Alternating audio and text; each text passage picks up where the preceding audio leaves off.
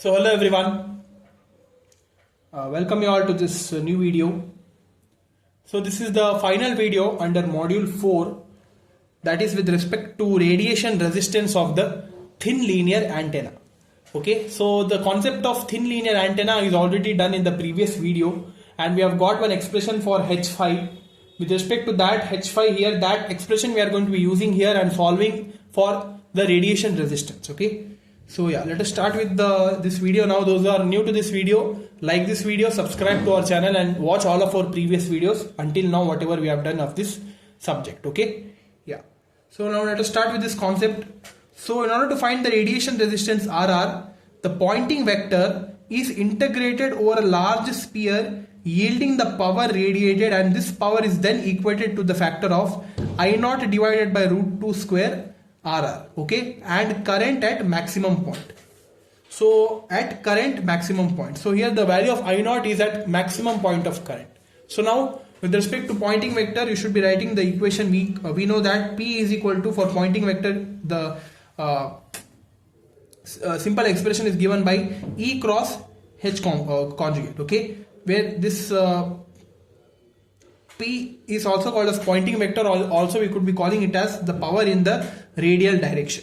So here that is given by half into real part of E0, the magnitude of E0 into H5, where this E theta into H5, where E theta divided by H5 is equal to 120 pi, right? So what I am doing simply is I am just multiplying and dividing this equation by H5.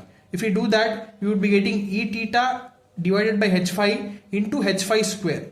E theta by H5 is 120 pi, so that's why I have replaced it by 120 pi into H5 square. So 2 ones are 2 60s are, so we would be getting our value answer as for power in radial direction is equal to P is equal to 60 pi into magnitude of H5 the whole square. Okay, so this is the power in radial direction. So now we should be finding the total power.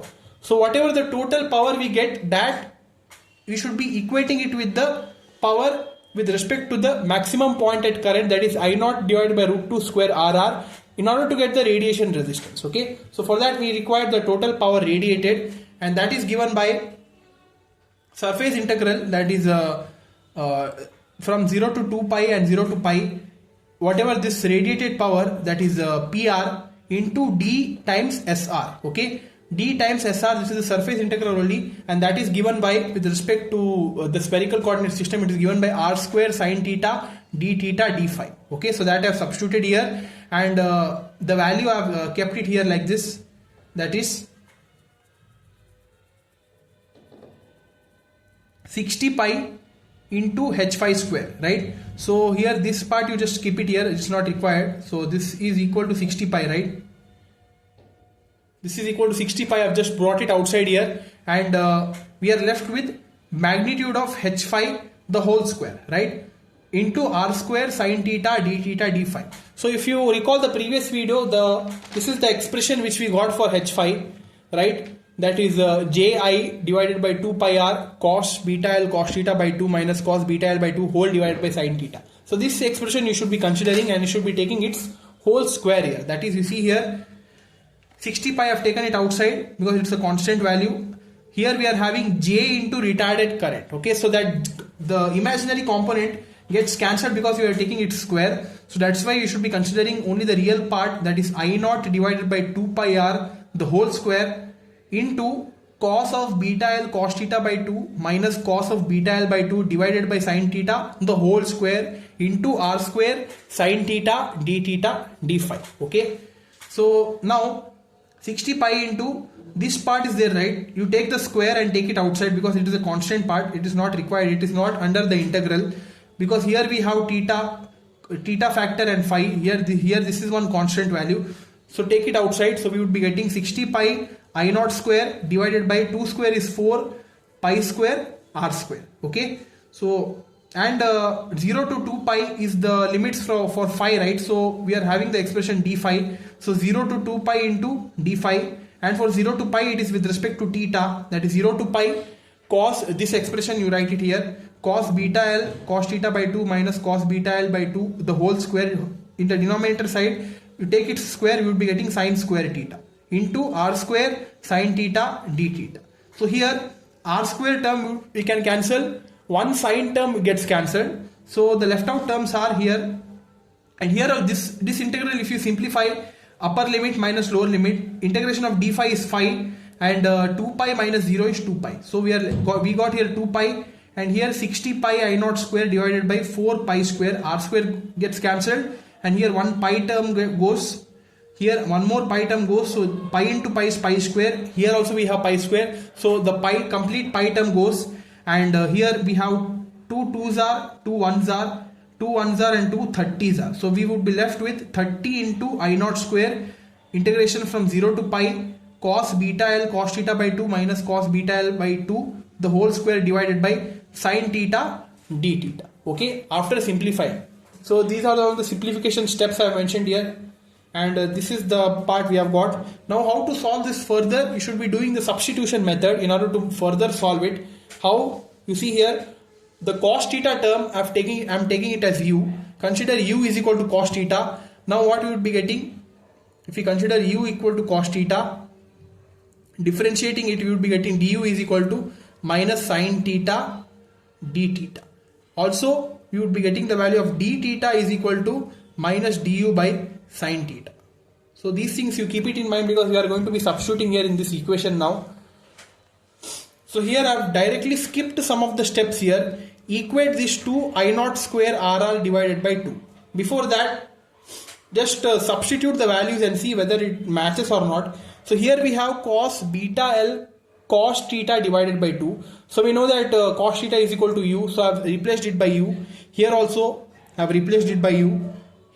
Sorry, not u, this is L, okay. Cos beta L by 2. And here we have d theta. D theta is equal to minus du divided by sin theta, right? So here I have written du, and in the denominator we are having one sin theta term, okay, because already we have one sin theta term, and if you bring that to the denominator again, sin theta would be sin square theta, okay. So sin square theta, it can also be written as 1 minus cos square theta. We should be writing in terms of cos, because here we have the u value for cos, right? So here we have 1 minus cos square theta, right? So that's why you would be cos u is equal to cos theta, so cos square theta, so that's why you would be getting it in the denominator as 1 minus u square. Okay, so hope it is clear how we got 1 minus u square here. Now we have one minus sign here. How this minus sign is getting affected with respect to this integral here? You see this integral now, here we have the integral as minus 1 to plus 1. It is not actually minus 1 to plus 1. It is actually, the limits are from plus 1 to minus 1. Why? Because here we have written it with respect to u, right? So the actual limits are from 0 to pi. So now you consider, if for theta is equal to 0, we would be getting the value of u as cos 0. Cos 0 is how much? 1. So we would be getting the lower limit as 1, and for theta is equal to pi, we would be getting cos pi. Cos pi is equal to minus 1.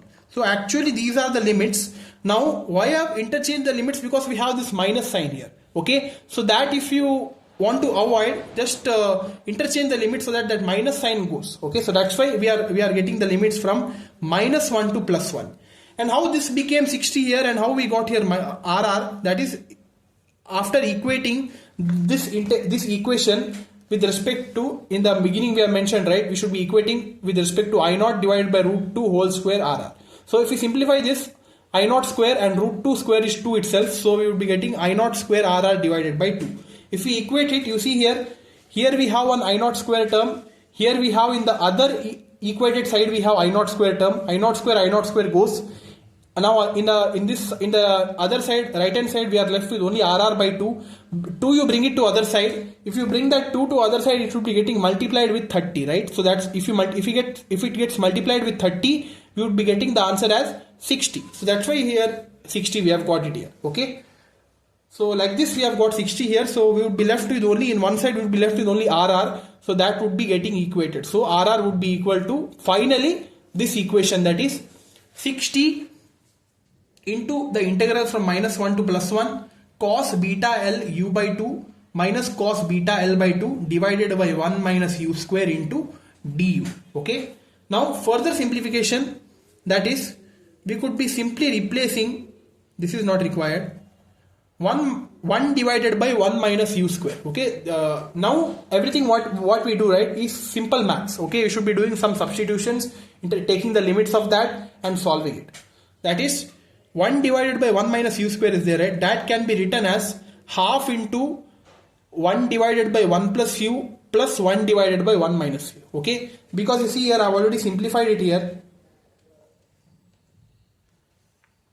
You see here, half into 1 divided by 1 plus u plus 1 divided by 1 minus u. You just take the cross multiplication.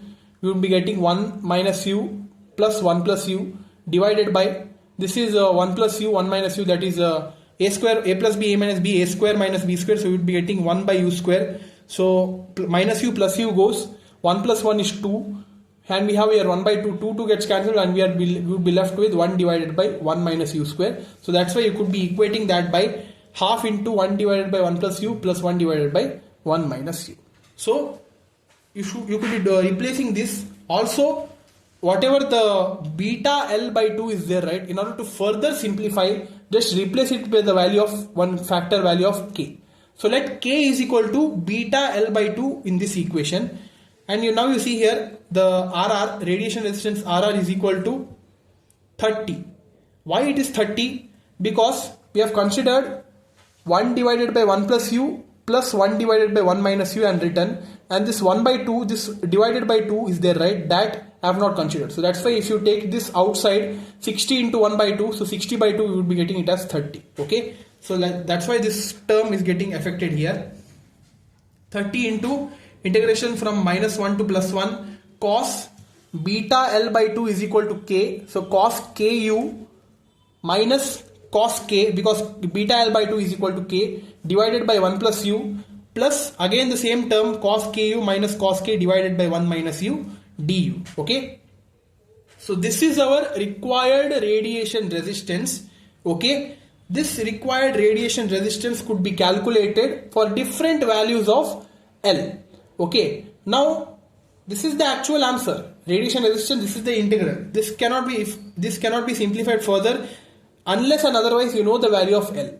So in order to know the different values of radiation resistance, you should be considering for thin linear antenna, that is the value of L. Firstly, I am solving for one case, that is for half wave dipole. For half wave dipole, I have considered the value of L to be equal to lambda by 2. Okay, so consider that. For in this equation, substitute the value of L, that is k is equal to beta L by 2. Beta is equal to 2 pi by lambda. L is equal to lambda by 2 whole divided by 2. 2 lambda gets cancelled, and you would be lefting with the value of k, that is equal to pi by 2. Okay, so now with the value of L, we have got the value of k, that you substitute in this equation. That is, you would be getting RR is equal to 30 into minus 1 to 1 cos k is equal to pi by 2. So cos pi u by 2 minus cos pi by 2 divided by 1 plus u plus cos pi u by 2 minus cos pi by 2 divided by 1 minus u du. Okay, so here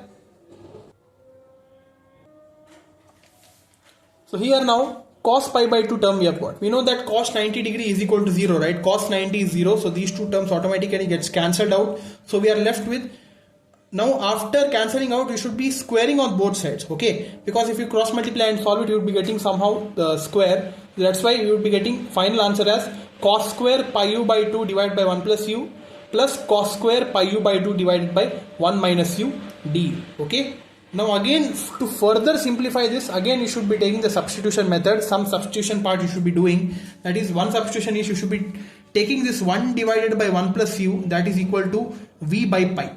Okay, so if we differentiate this equation, the right hand side differentiation of 1 is 0, and we would be left with differentiation of u is du, that is equal to dv by pi. Also 1 divided by 1 minus u, you substitute it as v dash by pi. Okay, v dash by pi, if you differentiate here, we would be getting minus du is equal to plus dv dash by pi. So that's why this minus sign I brought it to other side. So that's why you would be getting here du is equal to minus dv dash by pi. Also, if you solve these two equations, we would be getting one more parameter which we are going to be using in the forward part of this derivation in the further steps. That is, V minus pi by 2 is equal to pi minus V dash by 2. How we get these two, how we get this relation? You see here, just solve these two equations. So just multiply pi on the other side, we would be getting pi plus pi u is equal to V. Okay, so we would be getting pi u is equal to V minus pi, right? Similarly, in this part, in this equation, pi u, bring it to other side, it would be pi minus pi u is equal to V dash. So we would be getting pi u is equal to, so this pi u minus pi u is equal to V dash minus pi. So our pi u would be equal to pi minus V dash. Okay. So here you see here, for these two values for pi u is same as V minus pi and pi minus V dash. So that's why you could be simply equating it by writing as V minus pi is equal to pi minus P dash. Now what I've done is, in both the sides I've divided with one common factor 2. So that's why V minus pi by 2 is equal to pi minus V dash by 2. Okay. So this we are going to be using somewhere. I'll tell you where in the upcoming steps. Okay. Now this much is clear, right? Now you see here, just simplify it and write it. That is RR is equal to 30 into, now the limits also gets changed. Here the limits are from minus 1 to plus 1, right? So now it would be from 0 to 2 pi, because if we substitute, we would be getting for lower limit for u, if we substitute minus 1, we would be getting 1 minus 1 is equal to V by pi, that is 0 is equal to V by pi. So that's why here we would be getting the for V, if for u is equal to minus 1, if u is equal to minus 1, we would be getting the value of V is equal to 0. Because if you substitute here 1 plus minus 1, so here you would be getting 0. And if you bring pi to other side, 0 into pi is 0. So V is equal to 0. Also for u is equal to plus 1, if you substitute here, that is 1 plus 1, that is 2. And 2 is equal to V by pi. Pi you bring it to other side, so we would be getting V is equal to 2 pi. Okay, so these are the limits of V now, that is 0 to 2 pi. So that's why we would be getting the limits changed, that is from 0 to 2 pi. And cos square pi by 2 into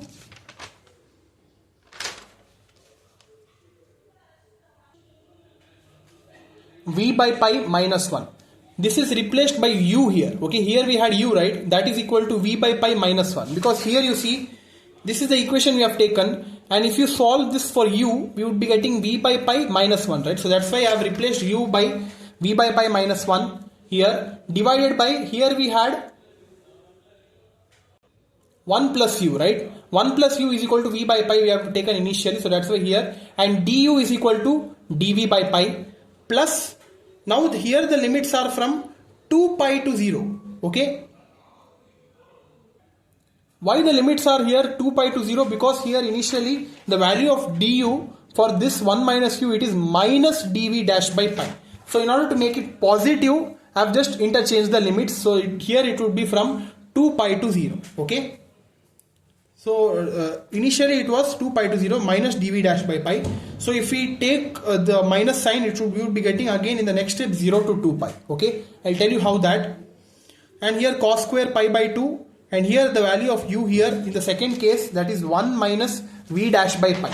Here you see here u is equal to, if you bring this minus u to other side, we would be left with, and this u term, if you bring it to other side, it would be 1 minus V dash by pi is equal to u. So that's why I have replaced u by 1 minus V dash by pi, whole divided by 1 minus u is replaced by V dash by pi, and here it is minus dV dash by pi, okay? So if you want to eliminate this minus sign here, this limits would be getting interchanged to 0 to 2 pi. So now here just to simplify this and solve it, that is here if you take the LCM, you would be getting here as V minus pi whole divided by pi into pi by 2. So pi gets cancelled, we would be left with V minus pi by 2 here, and here this pi term gets cancelled here. Here also this pi term gets cancelled. Here if you simplify this also, take the LCM, you would be getting pi minus V dash by pi into pi by 2. Pi gets cancelled, we would be left with pi minus V dash divided by 2 here, okay, and the limits are getting changed here. Now if you observe carefully here, dv and dv dash, we are getting one common factor, that is cos square v minus pi by 2 and cos square pi minus v dash by 2. It is equal. Like why? Because we have considered this to be equal here, okay. I've told you that this would be coming into the picture. If this is equal here, so now what we would be getting?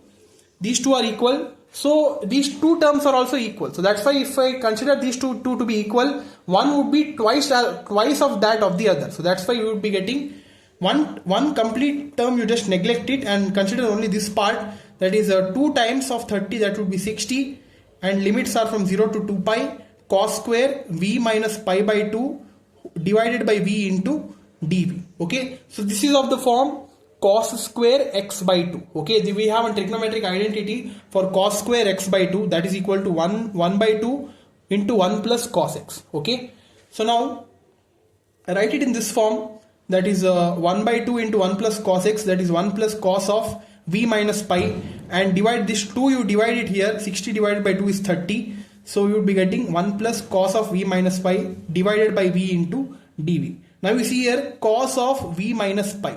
This can also be written as cos of minus of pi minus v. It is one and the same. Okay, and we know that cos of minus of 180, that is minus of 180 minus theta, that is equal to minus cos theta. Okay, that is one more identity. With respect to that, now we would be getting the direct answer as, consider this v angle to v to be equal to theta, so we would be getting directly as minus cos v. Okay, so this cos of v minus pi is replaced by minus cos v here, so we would be getting RR is equal to 30 into 0 to 2 pi integral 1 minus cos v divided by v into dv. So this complete in the bracket whatever we have got, that is called as a cosine integral, and this has one standard value here. If you go to solve it, you would be getting some undefinite value. You won't be getting some definite value if you solve it by using the integration by parts and all. You would be getting stuck at one point. But for that, we are having one universal value for this. Whenever if we have in this form, that is integral from 0 to 2 pi 1 minus cos v whole divided by v into dv, that is equal to 2.44. Okay, so that I'm substituting it here, 30 into 2.44. So our radiation resistance finally we would be getting approximately equal to 73 ohms. Okay, so this is in case of a half wave dipole. Okay, because actually this is the radiation resistance expression we have got, and we have told you, right, in order to get the actual radiation resistance value for a thin linear antenna, it is with respect to the L value whatever we give. Okay, so here we have considered lambda by 2, so that's why it is for half wave dipole. This much thing we have solved it, and after solving and doing the mathematical steps and simplifying, somehow approximately it is equal to 73 ohms. Similarly, if you consider other wave dipoles, that is for quadrature wave dipole, if you in this step here, if you consider L is equal to lambda by 4 and go on solving until here, we would be getting somehow the value of radiation resistance to be equal to 36.5 ohm, that is the half of this. And for full wave dipole, consider the value of L to be equal to lambda and solve it again, and we would be getting our radiation resistance somehow equal to 200 ohms. Okay, so these are the different values for radiation resistance for a half wave dipole, full wave dipole and quadrature wave dipole. For these two I have not solved it because it is not required. If they ask this question to find the radiation resistance, if you do it for only one instance for half wave dipole, it is well and good. And if you write the values for quadrature and full wave like this, but without even solving and considering the lambda, L is equal to lambda by 4 and L equal to lambda, and write the final answer, it is well and good. Okay, so yeah, so this was all about radiation resistance for a thin linear antenna. Okay, hope this is clear. I know this was a bit hectic, but as much as possible I've tried to explain it to you guys. Very tricky yet very easy derivation if you understand each and every step very easily and practice this question. You might be expecting this for the exam, because in the syllabus they have not mentioned that radiation resistance would be asked, because in the syllabus they have only mentioned the term thin linear antenna. So that's why I thought to do the complete concept of thin linear antenna, that is the expression for H phi along with its radiation resistance. Okay, so that's why In case if they ask this for the exam, you might be knowing it how to solve it. Okay, so please practice it, guys. All the steps are easy. There are many integrals you need to be considering, and some basic mathematics formulas you should be knowing it, trigonometric and some basic conversions and all, in order to solve it. Because if you don't know it, this is very, very difficult to be solved. Okay, so that's why practice it 2 to 3 times. This notes I'm going to be circulating in the video's description. Go see it once and practice this sum, okay, without seeing it. Yeah, so that's all for module 4, guys. Until now module 4 is completed. Now only one module is left, module 5. After that, the complete syllabus of microwave engineering and antenna theory would be completed from my side. 4 modules are completed. Your job is to see all of these videos, understand it and learn it by your own. Okay, and let me know about how these videos are helpful to you guys, and share this playlist with your friends and let them know about this playlist. Okay, yeah, we'll see you in the next video with module 5. Until then, see you. Like this video, subscribe. Thank you.